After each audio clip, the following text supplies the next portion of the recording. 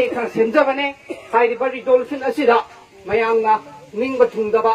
हापनिंगबा अदुगा कथनिंगबा यावरगदि हौजिक मतम तान हाइबियो अखोय रिजोल्यूशन असे अखोय चीफ मिनिस्टर तलगा ngasi सबमिट तौगनि अखोय की ngasai तागिबा एजेंडा सिंगदा खांगेंबम अतौ सिंगागी मिसी असिगी जॉइंट एक्शन कमिटी अमा सेंबा नंबर 2 लाइबक थीग्रबा अतौ की इमुंग मनुंगी अवा अना तारबा मतम सिदा कुंबी की मियामना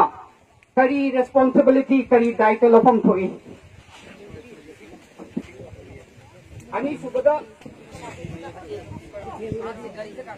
अनिसुबदा मिहात की मथक्ता लफम थोपा आइन की अमदी खुन्नसी की मीसिंगा अपाम्बा मकोई की मथक्ता पीबम थोपा दंडी करीनो हाइबदो अखोइना खन्नगनी नंबर 3 सुबदा असीबा हक्चांग करंबा अमदी करी कंडीशन दा पुलिस सिनगनी हाइबदो अखोइ मयाम खन्नमिनगनी हाइना साइ एजेंडा सेमनी लॉ की ड्यू कोर्स ऑफ एक्शन सिंगदा खुन्नसी की मियाम न पामनिबा एक्शन करीनो हाइबदो साइ की आइन दी अखोइना खुत्ता लौबदी यारोय अदुबो आइन की असेंबा दंडी पिलुम थोपा लेइबा दंडी दो मदो पीनबो होनबदा अखोइ की सोजोक पीसे अखोइ की सपोर्ट पीसे हाइबदो अखोइ याना से मथकी एजेंडा सिंह नसाई ताकिब रिजोल्यूशन नंबर 1 दा मिहात्मा अमदी मागी इमुंग मनुंग कुंबीदा संगफम पिरोय संगफम पिरंबा मी खुदिंगमा जेसी की अपाम्बा एक्शन की मतुंगिना दंडी पीगदबनी सुमे थोदोक असि लम मुन्नबदगी थोकप थोदोंगी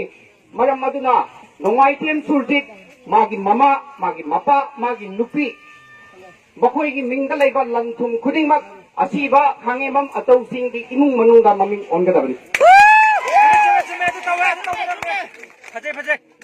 अदुगा असीबा हक्तांग की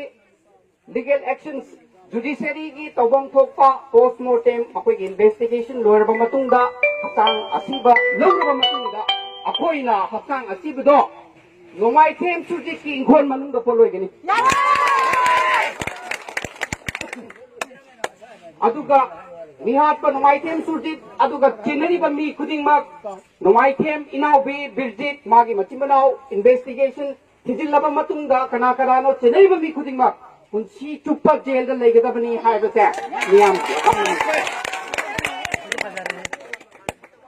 अदुगा हाइरिबा लेकिदबा थौदोकसिदा लाइबक थीग्रबा खांगेमम अतौगी ममा मागी इमुंग मनुंगे अवा अनादा सरकारना फंफम थोई खनबा मतिक चाबा मतेंग कॉम्पेंसेशन पिबियु हाइदुना मयाम हाइ अदुगा तारिबा रिजोल्यूशन सिंग असिना रिजोल्यूशन की डिमांड सिंग हाइबे तारेको फंगनबगी दमक्ता अखोय नसिगी लाइबा पुलिस सिंग सिदा अखोय हाइजगनी लॉ की मतुंगना आइन की मतुंगना अमम थोपा अखोय की हक पीगनी हाइबा थाजबा फंगलबा मतुंगदा अखोय असिबा हक्तांग से पुलिस सिनगन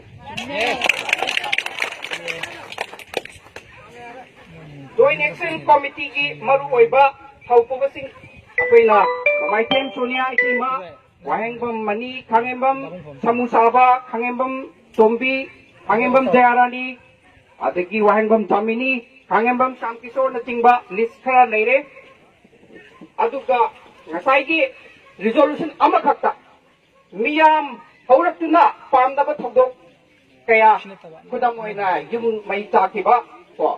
अखोइ नुवाइदबा फोंदोकली सिगुम्बा पामदबा थबक थोक्तनबसु होनगनी अदुबु अखोइगी असीबा ngasiगी अखोइ मिहाद असीगी फंगम थोकपा अखोइगी आइन की ओइबा अखोइबु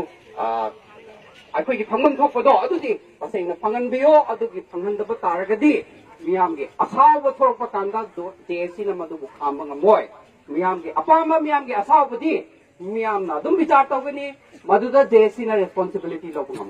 को अदुगा अथुबा मतमदा जेसी की अपाम्बा डिमांड सिंग गवर्नमेंट अमदी मरी लेनबा अखोइगी डिपार्टमेंट सिंग न फंगनबा होनबियु अदुगा फंगदबा तारगदी मखा ताबा खोंगन तंगिंगन अदुगा ngasiगी लाइबक थिबा थौदोक असिगी अवाबा तारिबा ꯐꯦꯃꯤꯂꯤ ꯑꯁꯤꯒꯤ ꯑꯋꯥ ꯑꯅꯥ ꯈꯨꯗꯤꯡꯃꯛ ꯆꯦꯁꯤꯅ ꯃꯇꯝ ꯆꯨꯞꯄꯗ ꯁꯔꯨꯛ ꯌꯥꯒꯅꯤ ꯁꯤ ꯈꯛꯇꯅꯦ ꯑꯗꯨꯒ ꯃꯔꯨꯑꯣꯏꯕ ꯃꯌꯥꯝ